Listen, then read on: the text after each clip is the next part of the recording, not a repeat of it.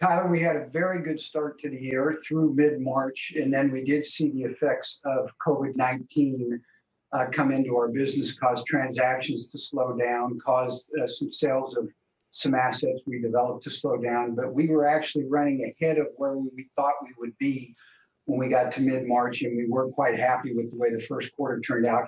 Of course, there's a lot of uncertainty now until we get to the other side of this COVID-19 circumstance.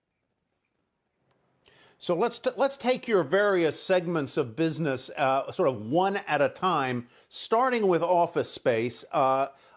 Is the use of office space going to ever be what it was before COVID-19? You see some companies like Barclays and other big employers saying, we just don't expect to have the same number of people in our offices going forward.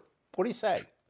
Tyler, we're in touch very closely with, and in fact advise, a high percentage of the large office occupiers around the U.S. and around the world. And here's what we know from our conversations with them. They are going to look for ways in the future beyond COVID-19 to work more from home. They also virtually all expect to go back to the office to some degree. So what we're going to see is the following, we believe. We're going to see mechanisms evolve that allow employees to work from home effectively, and there's a lot of that going on now. And then we're going to see an ability to go into the office to collaborate and so forth. People are going to be more spread out. Space is going to be less densely used.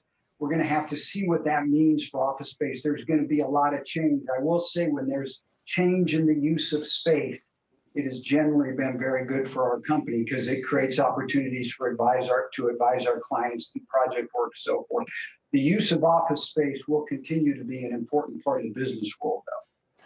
Bob, I know you don't have a crystal ball. None of us do. But in terms of your best guess as to when you'll get a good sense as to when tenants are renegotiating their leases, if they're asking for lower terms, when will you start seeing that? I imagine that you've seen some of that already. When do you think the brunt of that will happen?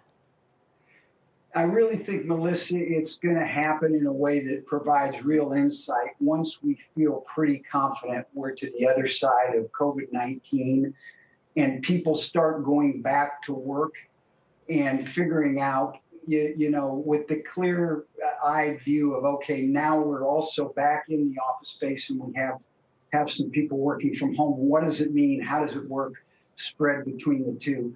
In the interim, I think you'll see people extend their leases. I think in the interim, you'll see people use some co-working facilities, but oriented towards suites, not open space like some of the co-working is now. But we're going to have to get to the other side of this before people feel comfortable making real long-term commitments and decisions about how space will be used.